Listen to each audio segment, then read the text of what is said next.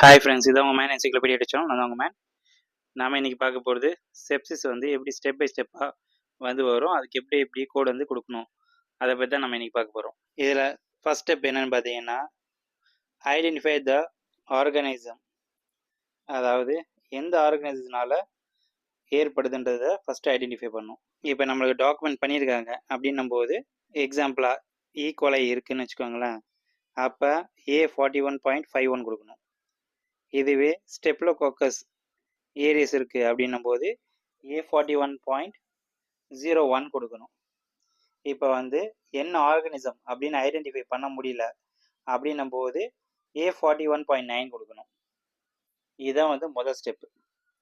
Second step என்னன்னு பார்த்தீங்கன்னா, determine severity. இப்போ அதோட சிவியாரிட்டி என்னன்றதை நம்ம டிட்டர்மைன் பண்ணணும், கண்டுபிடிக்கணும். இதில் வந்து பார்த்தீங்கன்னா, if organ dysfunctions is present, இப்போ ஆர்கன் டிஸ்ஃபங்க்ஷன் இருக்குது அப்படின்னா அதை நம்ம என்ன சொல்லுவோம்னா சிவியர் செப்சின்னு சொல்லுவோம். இதோட கோட் வந்து பார்த்தீங்கன்னா R65.20. இப்போ இதுவே செப்டிக் ஷாக் இருக்குது அப்படின்னு வச்சுக்கோங்களேன். அப்போ R65.21 கொடுக்கணும். Step 3, add organ dysfunction code. இப்போ ஏதாவது ஆர்கனோட டிஸ்ஃபங்க்ஷன் ஏற்படுது அப்படின்னா என்ன ஆர்கன் டிஸ்ஃபங்க்ஷனோ அதோட கோட் கொடுக்கணும்.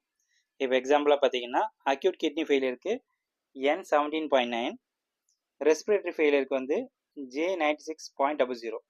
இது மாதிரி கூட கொடுக்கணும். ஸ்டெப் 4, எக்ஸாம்பிள் வந்து பார்த்தீங்கன்னா, சீக்வன்ஸ் கரெக்ட் பண்ணும். Start with the infection code. First நம்ம எதை வச்சு ஸ்டார்ட் பண்ணோம்னா இன்ஃபெக்ஷன் கோட் வச்சு ஸ்டார்ட் பண்ணணும்.